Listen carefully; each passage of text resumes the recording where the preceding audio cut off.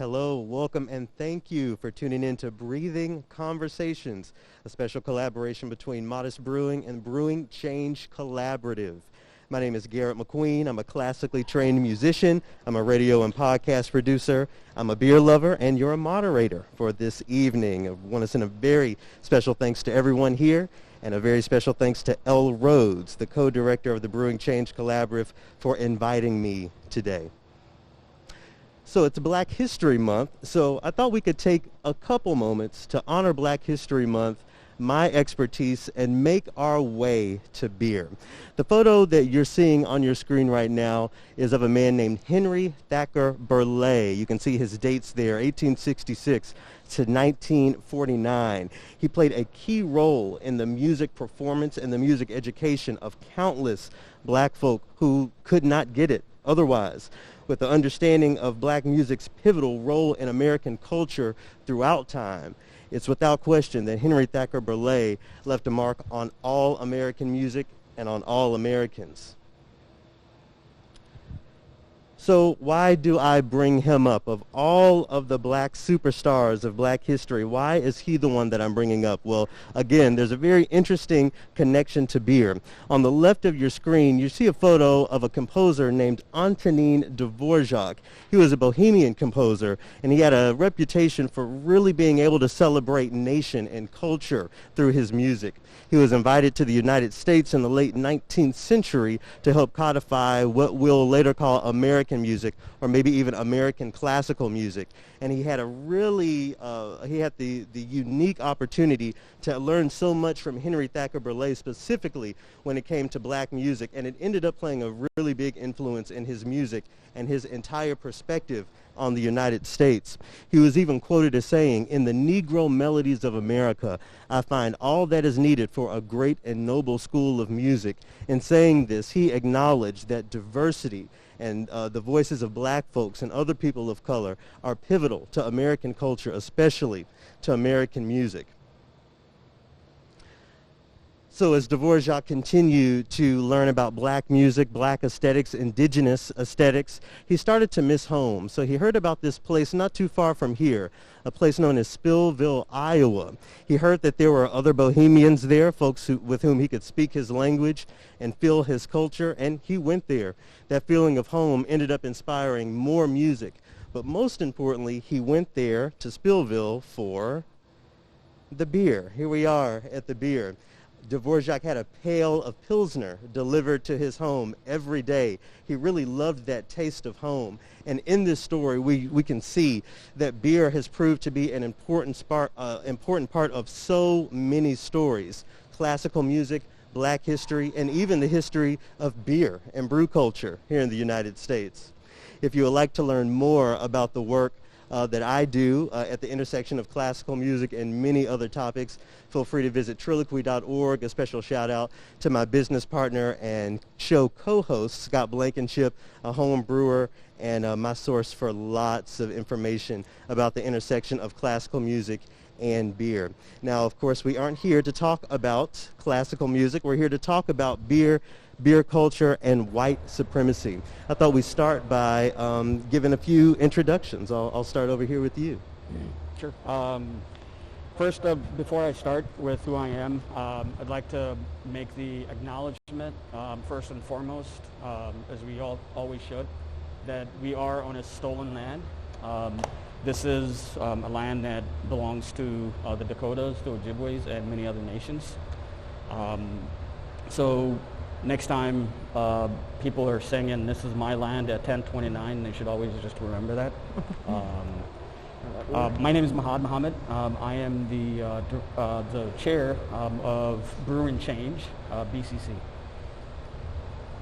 I am Chloe Moser, and I am a Lumbee Iroquois Native Indigenous woman, and I am the board seat secretary for the Brewing Change Collaborative. Awesome. Hey everyone, my name's Cale Anderson. I am one of the owners of Modist Brewing Company and head of operations. And I'm Katie Mugley. I am the on-premise sales manager for Modist, and I will be taking over the newly formed role of Director of Diversity, Equity, and Inclusion at some point soon. Yeah, thank you very much for being here. So I want to start on this side of the room with Mohad and Chloe. As I've laid out, things like classical music and beer can have connections. What this says to me is that beer has a connection to just about everything, but that's good and bad. You know, when we talk about white supremacy, we have to acknowledge the role that breweries and brew culture has played in that. What do the two of you say to the idea of, first and foremost, breweries and brew culture being foreign, especially for folks of color? I remember the first time I stepped into a brewery, it was on an invitation from a friend. It felt nervous. I didn't see anyone that looked like me, but I eventually learned that, okay, maybe this can be my space. What are your words for folks who have yet to cross that threshold? Do you want to go first? So when I think about diversifying breweries, and especially it being a white-forward culture, I always kind of go back to this James Baldwin quote, that is, not everything that can be faced can be changed, but nothing can change until it is faced. And I think that within this last, 5 some years and the development of the Brewing Change Collaborative is that we are working towards that diversity within there, and we're facing that change, and that it is progressively becoming that space for Black, brown, and Indigenous people to walk into. But it is also at the responsibility of the white ownership, the white staff, the white patrons to make that space also accessible. That's just kind of where I am at this point. Mohad probably has something too. Yeah, Mohad. Yeah. No, that's a great point. And I think for me it starts with, I think, the whitewashing of what beer is to begin with at the end of the day, right? And a lot of it really, for one, we know from a historical fact that beer and alcohol in general was invented by Africans in Egypt and Mesopotamia and Samaria. That's a historical fact that all of us know. People just do their research. So the whitewashing of that somehow it started in Europe with the lagers and the Germans and the Vikings because they were too cold. This is something that existed a long, long time ago. And specifically it was African women, right? And throughout the generations in England with the alewives. So there is a certain whitewashing element that also goes into it, that what we know as beer in all other forms is something that started in Western culture, by Western culture at the end of the day. And to Chloe's point, at the end of the day,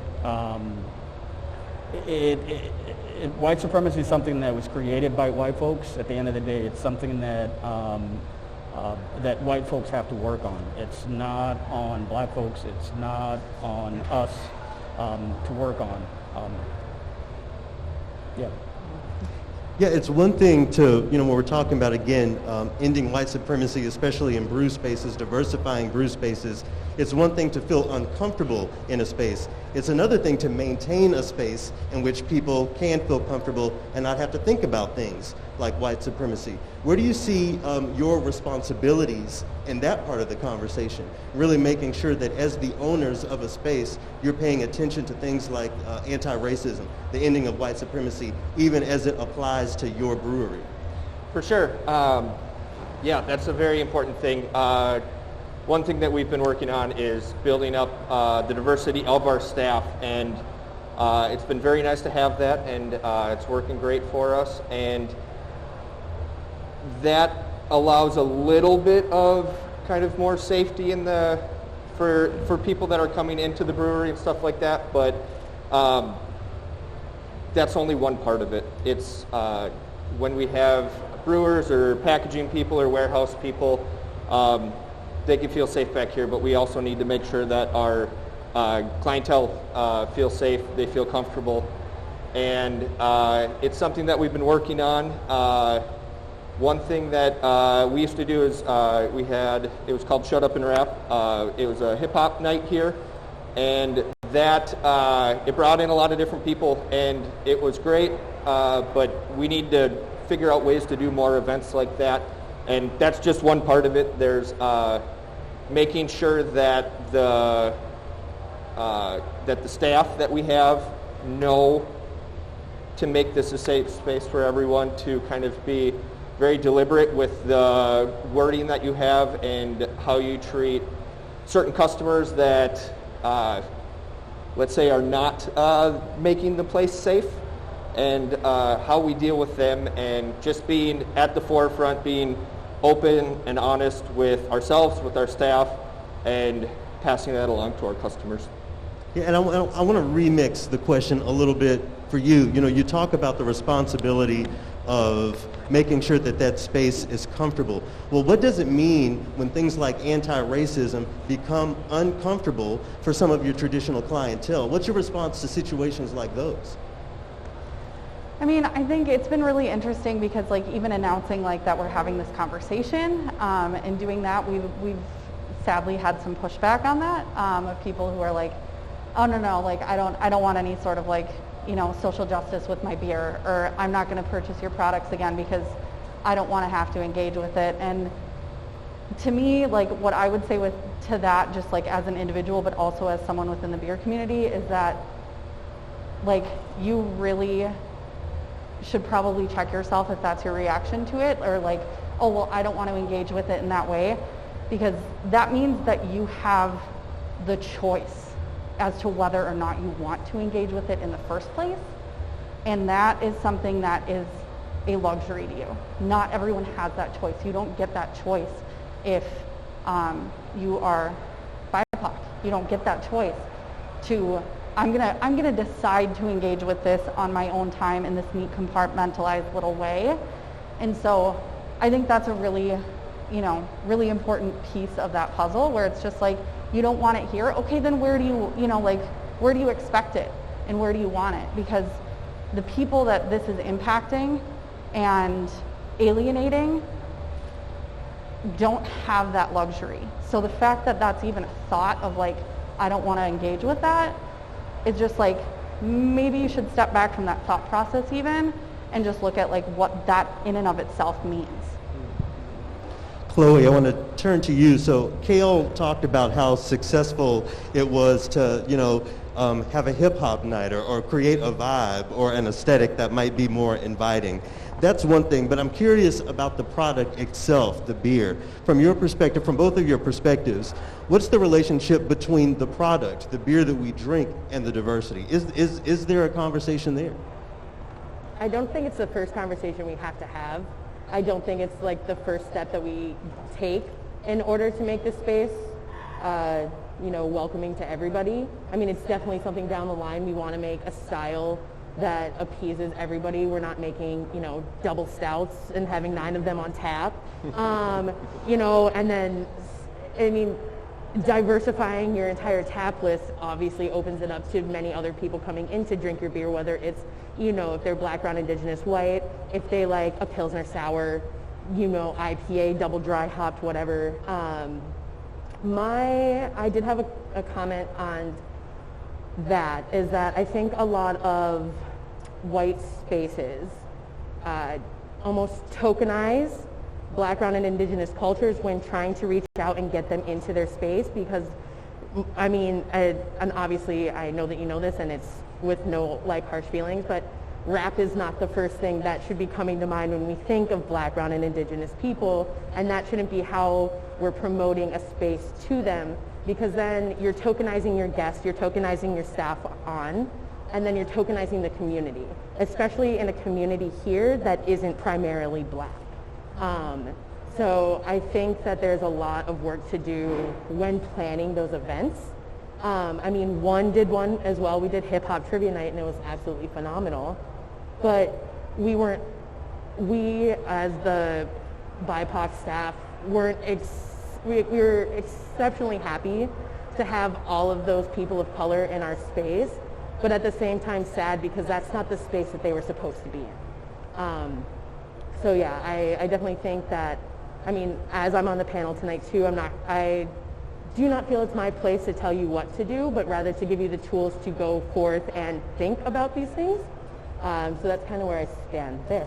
Absolutely. And to your point about the rap, you know, if there was a black classical night, I could get my folks together and it'd be full, you know. Yep. So exactly to your point. Mohad, Chloe spoke to, you know, not telling you what to do. I think of that as, you know, putting labor on ourselves for a different sort of issue that we didn't create and that we don't perpetuate. I wonder if you could speak specifically to that point. Yep. I mean, in a way, it's the same thing that folks always do, right? It's whenever there is the murder of a black person or a brown person, folks basically put up on their social media feeds for a month or two, and then that's it, right? Things just go back out. And then the work basically becomes on the same folks that have been suffering the trauma, so that means we're also dealing with that at the end of the day. So nothing is changing.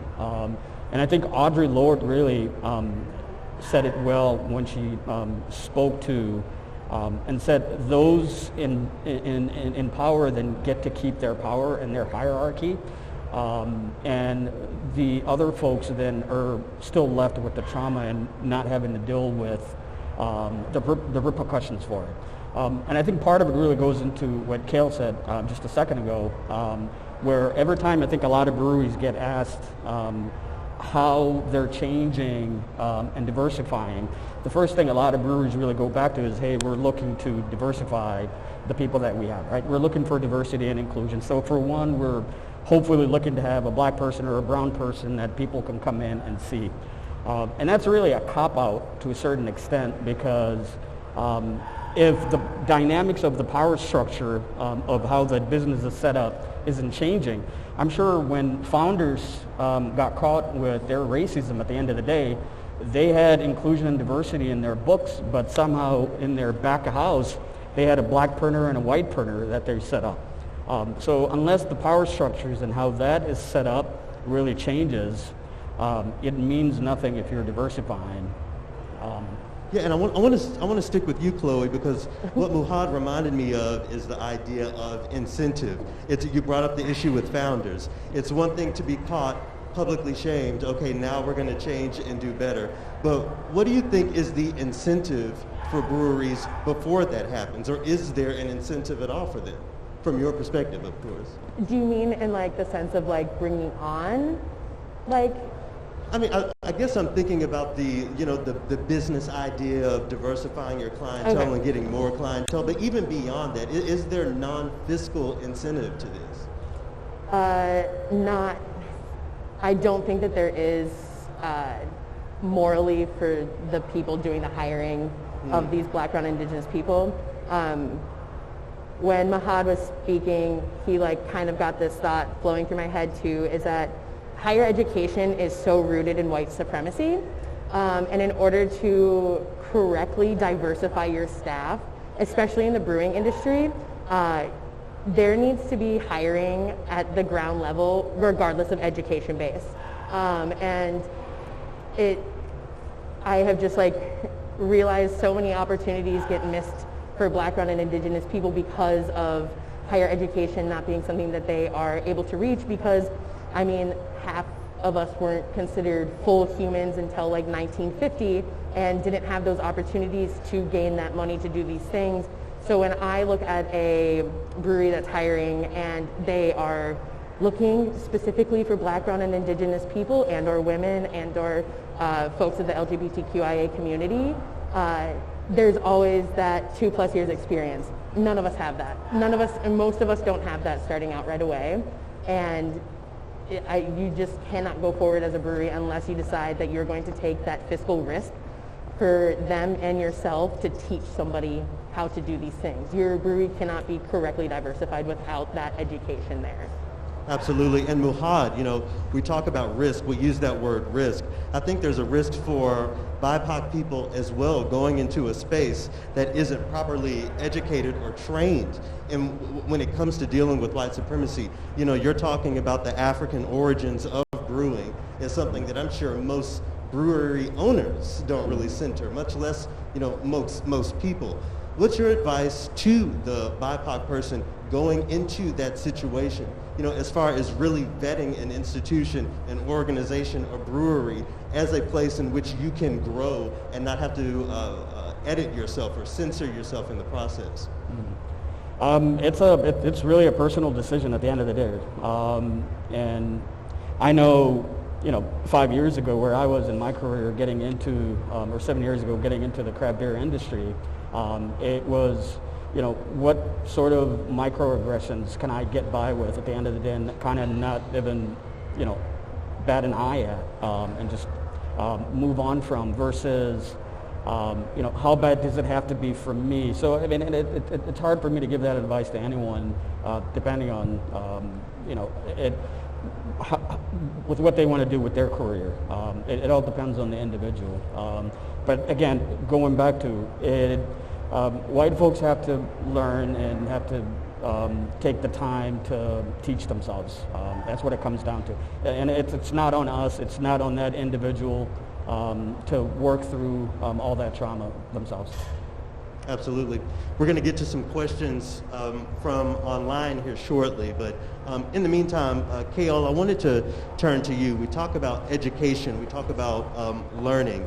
Unfortunately, and I will say this, unfortunately, last summer was a moment of epiphany for many white people.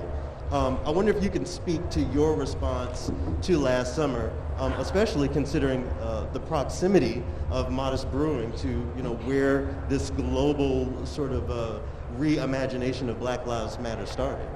For sure, yeah. I was the unfortunate thing about the North Loop is it is a very gentrified community. I was here the first couple nights after everything happened, and I was watching the building, kind of just making sure everything was all right, and I knew kind of deep down that I was like, nothing's going to happen over here. It's the North Loop, like it's not going to be a problem. But we did have, we had kind of, like I was here all night, we had the hot dogs set up and we allowed beer and we kind of opened up. And we talked about, we had a sign out for protesters, like if they needed anything, we had water, we had first aid, kind of everything set up. And that was, there was a big kind of group on Reddit that there was a lot of people that really liked it, a lot of people that hated it, that say it. A lot of people said we were helping rioters, and then the other side said that it's great we were helping people. It was, I just wanted to help people that are hurt. Like, if you come back from a protest or something and you have a literal pepper sprayed or something like that, we just want to be able to help you. There was a lot of things going on, and one thing that kind of really affected me was we had a lot of people down there that went to the protests and stuff like that from our employees, and one thing that we got reached out to, not taking any kind of not taking it personally at all, but Nerdy came and he needed kind of a place to put all his supplies and stuff like that. And we did that at the brewery, and it kind of just came naturally, and it was one thing that we could help, but there was just so much going on, and there's still so much work that needs to be done, and I'm kind of at a loss for words on what we can do other than keep having these conversations and keep kind of just doing what we can to help out. Yeah, we've one thing that we've been working on with a couple other breweries is is working within ourselves to not deal with the police if we have issues in the brewery. So it hasn't been a problem for a while just because of COVID, just because Twins fans and concert fans can get rowdy and we have to call the cops on them sometimes. We don't do that anymore. We have kind of our own systems to help those people in last case scenarios. We call the cops just because we don't want to get them involved. And yeah, all I got. Yeah, what about you? I mean, what are some of the other action items beyond having conversations, beyond not dealing with the police? There has to be something more measurable there, right? Right. Or maybe there isn't, I don't know. We're trying to figure that out, and I'm working on that. So one of the things that we started doing, and this is like short version of the story, like pre last summer, it was a very like, oh, I have time, I'm going to attend this, like meeting somewhere about, intentional inclusion, or like, it was like this very like, we'll fit it in, and then I would bring it back and present it to the leadership team, and everyone would be like, yeah, we should do that, and then like everybody would go about like as though it was this thing you could like pick up and set down and pick up and set down. And after last summer, it was just like, we can't set this back down. We have to pick this up. We have to look at it. We have to gather in some way the size and scope and shape of it, and we need to start grappling with it. And we can't, as a space, as out there, we can't, as a brand, we can't do any of that or begin any of that unless we figure our own shit out within ourselves. Like, there's just, you cannot do that unless you figure it out for yourselves. And so something that we've done since last summer is start reading and start learning. And the leadership team has taken on the role of perpetual students, and that we have a lot of work to do, and kind of working through and dealing with the fact that like this is something that isn't going to be done. Like, it's not like, oh cool, in 10 months we're going to get a certificate and then everything will be great. Like, this is something that we all need to figure out so that we can bring it to our staffs, so that we can bring it to our teams, and so that we can try and bring it to the larger community. So I think learning, and then also among that, something that's a little bit more tangible is that I'm going to be trying, hopefully within the next few weeks I'll have it finished, but doing an actual cultural climate audit for Modist itself, and looking at, we can't fix what we don't know. We don't know if we don't know what's wrong, we can't fix it.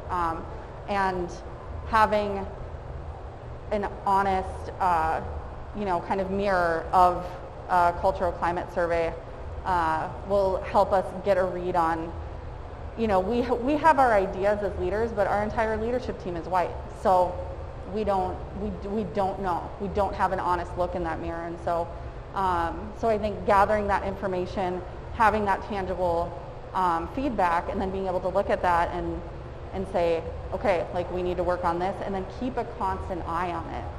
And this is something that I'm hoping to start doing here, but I also want to bring that to the larger community in Minnesota. I'm part of the board of directors for the Minnesota Craft Brewers Guild, and I'm trying to shepherd, like, basically Modist is like my little like testing grounds for some of this stuff, and I want to be able to bring it in to the larger community to say, like, we need to look at this, and we can't begin to grapple with the size and scope of it until we measure it in some way, shape, or form. Can I say something? I was going to ask for your response. And I know that we are here doing this panel right now, and it's a first step, and this doesn't go directed completely at Modist, but a space doesn't have to have racists in it for it to uphold white supremacy. And it's kind of along the same lines as if a group of white people are getting together to read white fragility together. You're not being progressive. You're not reading a black author. You're not taking in black voices or brown voices or indigenous voices. You cannot progress within a business if you're, and you realize this, but so this is not at you, but if your entire leadership staff is white. If you do not have the struggles and the oppression and the opinions of the black and brown and indigenous people within that space, then the work that you are doing is subpar, and it's not it's not going to create a safe space. White people don't understand the oppression that many of us BIPOC have gone through, and granted, yes, most indigenous people are white passing, but there is, the opinion and the felt and like the feeling of every single one of us that needs to be brought in. And like, reading is great. It's a phenomenal tool, but it's how you apply the reading. If I could read 1 million books, but if I don't apply that knowledge, then I'm not getting anything out of it. So that's where Yeah, absolutely. And Muhad, to piggyback off of that, aside from not dealing with the police, our action items are get ourselves together, read, do community surveys. I mean, is that enough for you, even as a first step? Well, again, that's also something that BIPOC folks have been doing for years. It's nothing new. And I think, like, you might Google, what kind allies do at the end of the day, and it might list like 75 things. It's like, hey, maybe you should call Jacob Frey about not putting more police on the streets, or you should read White Fragility, like Chloe said, even though it was written by a white woman. None of that really still gets you anywhere, because these are things that black folks have been, BIPOC folks have been doing for years, as contact their mayors, do any of the things that it might list. Even within that point, you could have a black ownership within a brewery in the case of one, which is only a block from here, and you can still have white supremacy at that table. So unless you really are looking at the structure, unless you really are studying yourselves and are able to take criticism when that is presented to you, specifically by other folks that are sitting at that table, none of what you say and what you do really means anything. You mentioned criticism, so I think this is the perfect time to go to some of the questions that we got from online. And this first question came by special request. I'll read it. It's a little lengthy here. It says, in 2018, a new Latin tap room opened up in North Minneapolis. While many breweries sang its praises, one of your white male employees, whose official title was Thought Thinker, continuously trolled publications online, harassing folks in every positive article in the comment section, so much so that the Growler had to initiate a retraction. This is over the confusion of being who was truly the first Latin-owned brewery in Minnesota. What came to be known was that you had a partial owner who is Latin.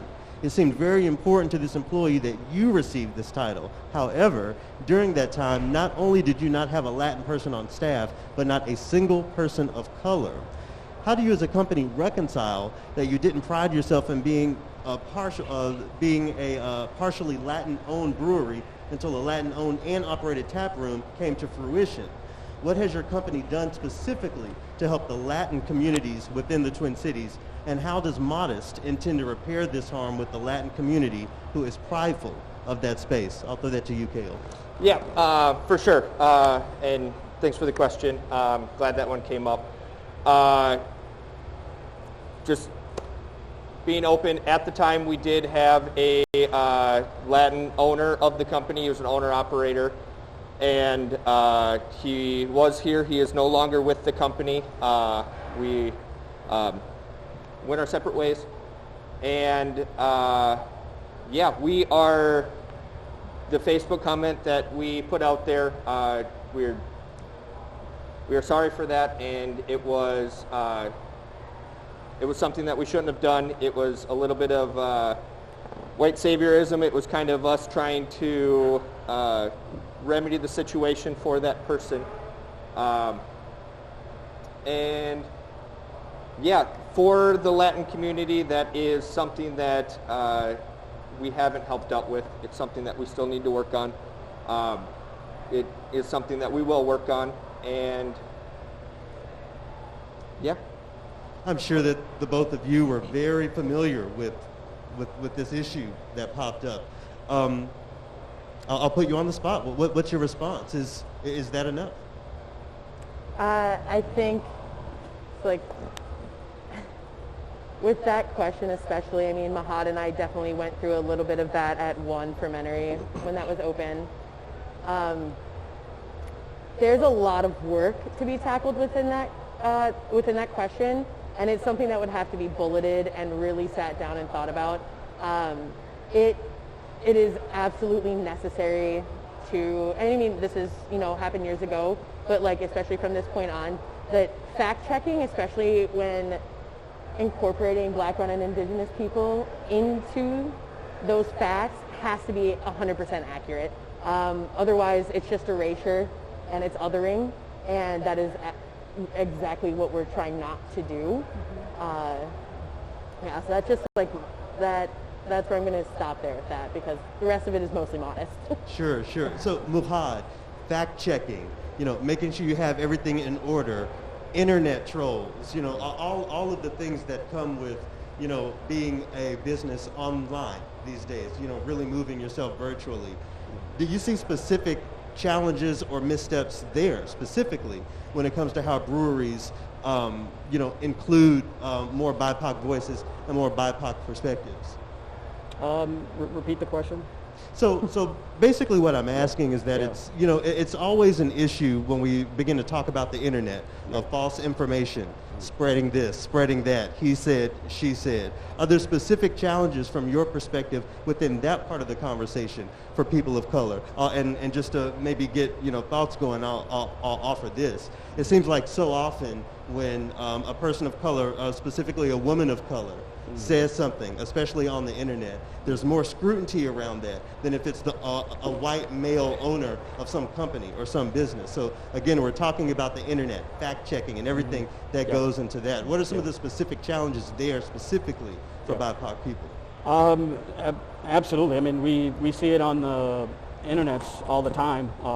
At the end of the day, with a lot of the videos that have been caught with white folks, saying certain things against BIPOC folks. But again, in not knowing anything about what happened 3 years ago or any of the facts, at the end of the day, the fact that it took 3 years to come out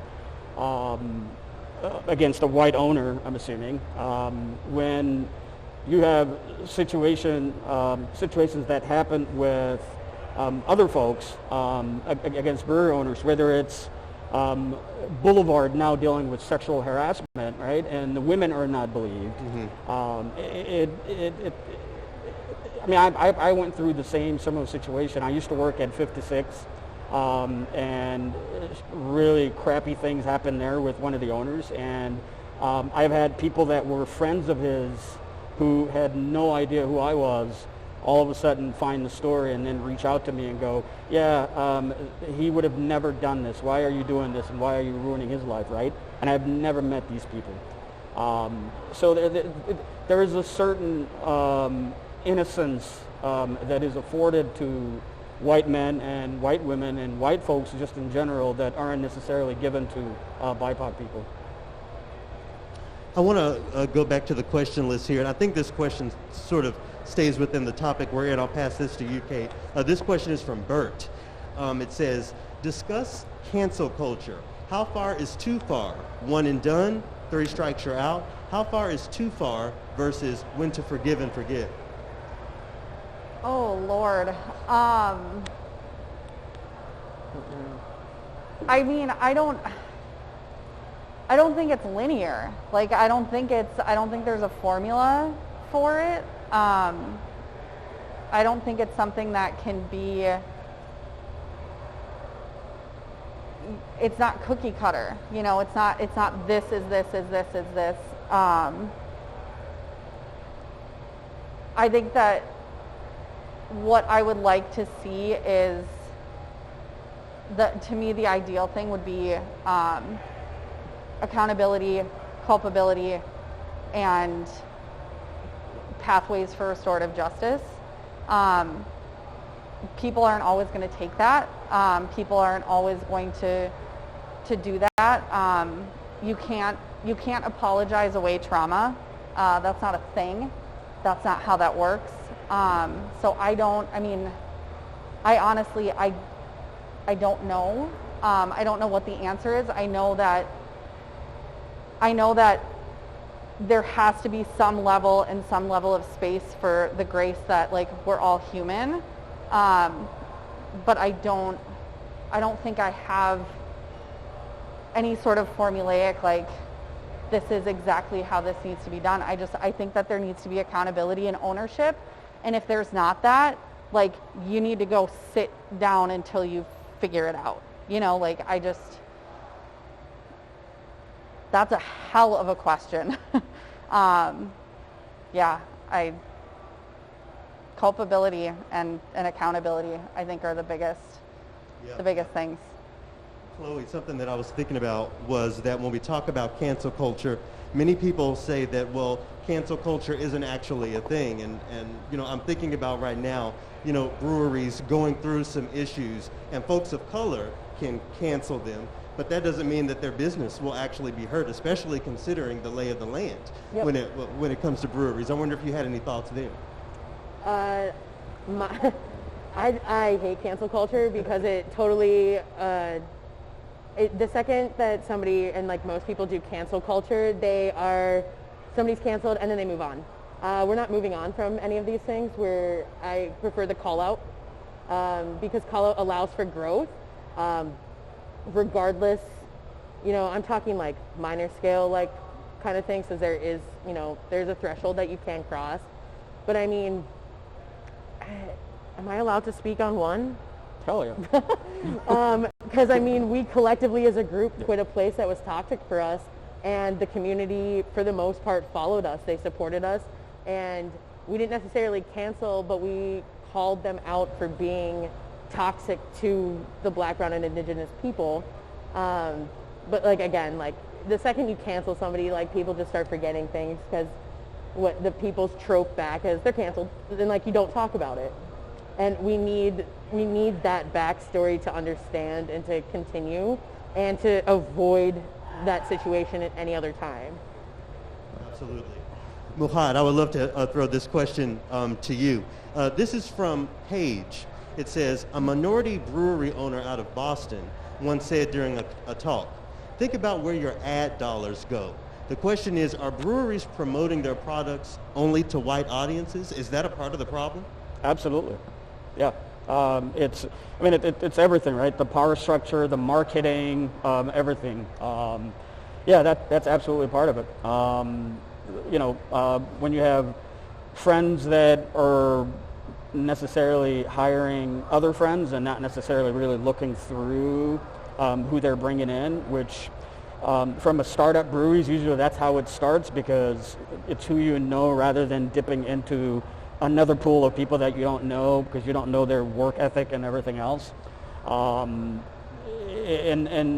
the marketing part of it, where when you're putting out images and stuff as well, right? You're putting out images of the people that are in there, and when it's 99% the folks that are behind the bar, the folks that are in that power structure, are the same folks that look like the people that are sitting on the front, then the people that you're going to have coming through those doors or applying for those jobs are going to be the same people. Craft brewery definitely has an image problem. Can I say something on that too, as far as like marketing goes? I've noticed something, and we've talked about it within the BCC, like members and the board seat, is that there are a ton of white breweries that love to use Black culture in their beer names as means of like trying to attract Black, brown, and Indigenous people to drink these things, and none of that is segueing into anything that is beneficial for those communities. And I really, really urge businesses who are trying to reach different communities to not appropriate the culture that they stand so hard for. Cale, can you speak to this from Modist? Where are the ad dollars going? That was something that we, as a leadership team, talked about and came to the realization very recently, is when we originally made our business plan, and for the first quite a few years when we were open, is our core demographic was 25 to 35, college educated, and it was a higher dollar amount for expendable income. Holy hell is that group white, and it took us an unfortunate long time to figure that out, and we are working on that right now, and it's something that we talked about. And Yeah, we spend. Let's see, where does our ad money go? It goes to Growler Mag, or it went to the Growler Mag. Yeah, I was like, RIP. We did Go 96 for quite a long time with the Shut Up and Rap, and then I don't know, who else do we advertise to? I'm in sales, dude. Yeah. Tyler, who else do we advertise to? But we do, So, like, I don't but know. I think... There's not many of them, but yeah. I think there's something really interesting in that, For though, sure. because, like, that's something that, like, so when we started really digging into, like, a lot of this, like, reading and work and everything, and then this fall when we were digging into, like, annual planning stuff, it was like, oh, let's pop open all these documents of, like, you know, what we were looking at last year, and then it was, like, just, like, it was right there in this document where it was, like, target demographic, and I'm like, can we examine this for a second here? Yeah.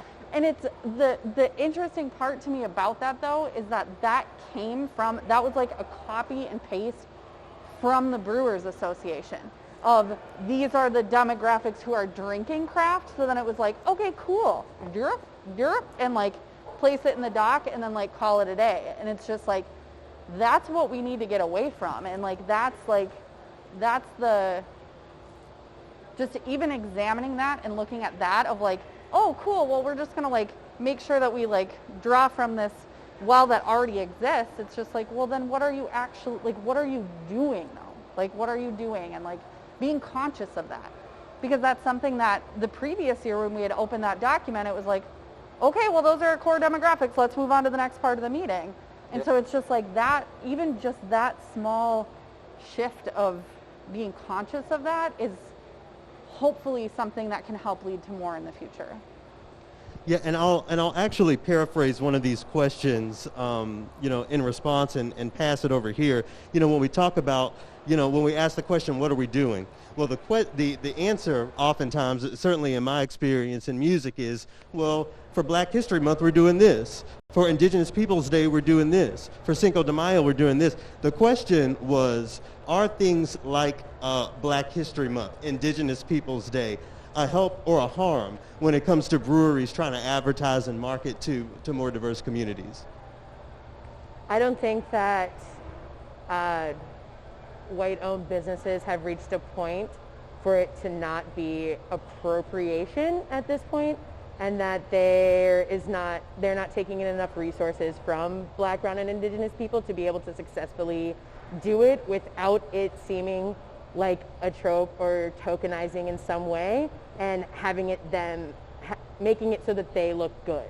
And like, once again, that all stems from having to start over at the groundwork and be unapologetic about the anti-racist work that you're going to be doing, realizing that even though you may be taking the steps, that you are not the ones that get to decide that you're an ally, because it is not your safety that is at hand.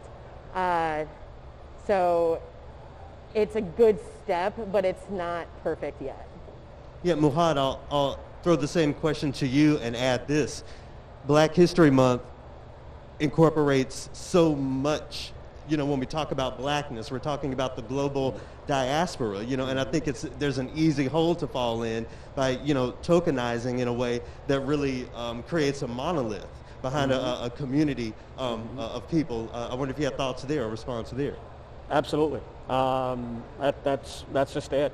And again, it's with the topic of white supremacy, right? It's a thing that the country does, so it's not just the breweries, where you limit all of it to just 28 days, and then you just move on the other 11 months, and you just give the other folks the other 1 month, and then the other folks the other 1 month, and then that's about it. But yeah, no, it's absolutely a problem, because, and I think down the line it really hurts the breweries that are doing this, because you're not getting to the bottom of the real change of what you could be doing to try and make a meaningful impact that lasts a long time. And I think that's where you hurt yourself down the line. Yeah. As we wrap up here, we're getting close to the hour. There were several people asking a similar question, so I think I'll throw this out to everyone as we wrap up. We talk about folks in leadership. We talk about folks who are involved with the Brewing Change Collaborative and other initiatives.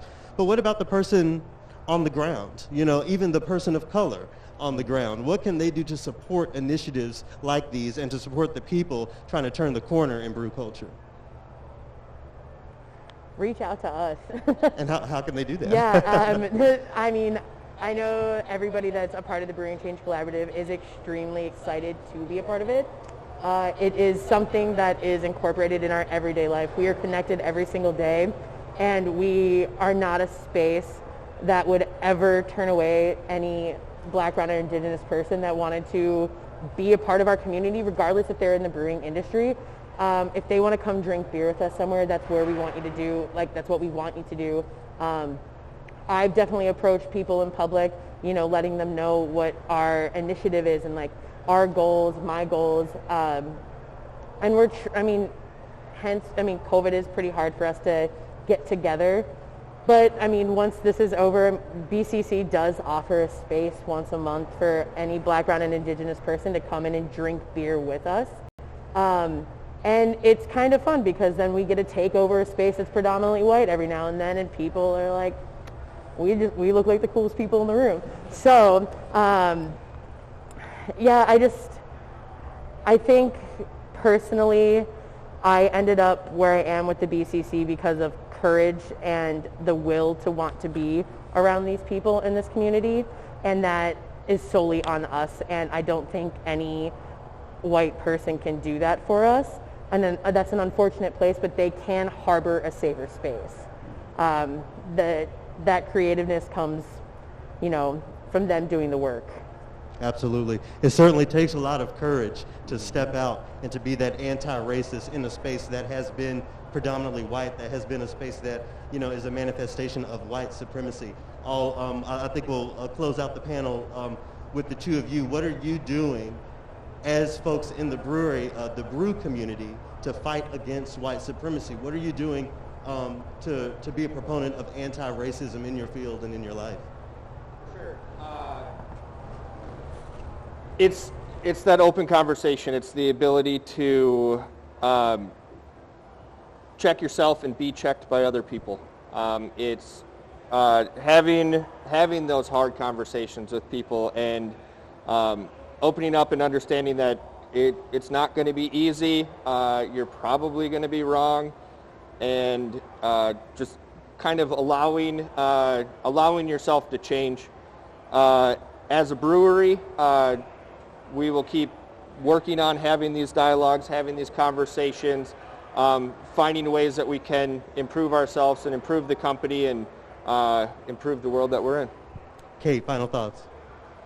Yeah, I mean, I think, you know, just kind of echoing what Kale said, like just realizing it's scary admitting that you don't know. It's scary admitting that that you have work to do, and it's really easy to retreat into the shell of like, I don't know, therefore I'm going to be quiet over here and just kind of watch it all, and being able to like come forward and be vulnerable and meet. I'm going to get like super nerdy here for a second, and it's something that like I haven't been able to stop thinking about for months. Is I was researching the etymology of trauma and the etymology of vulnerability, and both of them mean wound. So trauma is Greek for wound, and or it's derived from there at least. And vulnerable is derived from the Latin for wound. And so in like just thinking about this conversation, this beer, what we're trying to do moving forward in general, and being able to like step forward and fight white supremacy and actually look at it, we can't heal any of this trauma without the wound of vulnerability. And like that's something that image-wise and thought-wise I can't get away from that. And so that's something that I personally am trying to actively do, and it's something that I'm really trying to push others to do, whether it's the leadership team at Modist, whether it's other people that I know in the brewing industry. I don't know everything, but I want to learn, and I'm like, I will grab you by your shirt collar once it's safe to do so and make you come with me, like, and hope that you'll join me. Yeah, because that's the best we can do. We have to start somewhere, and we can't start from all knowing. We have to start with we all learned this. We all learned white supremacy, so we can all unlearn it. And actively so. Yeah. And as you begin the conversation with quoting James Baldwin, we can't change what we don't face. So I want to thank everyone for watching. A huge thanks again to the Brewing Change Collaborative and to Modist Brewing. Again, special shout out to L. Rhodes for having me here. I hope you heard something today that inspires change, inspires action to you. In the meantime, cheers. Thank you very much.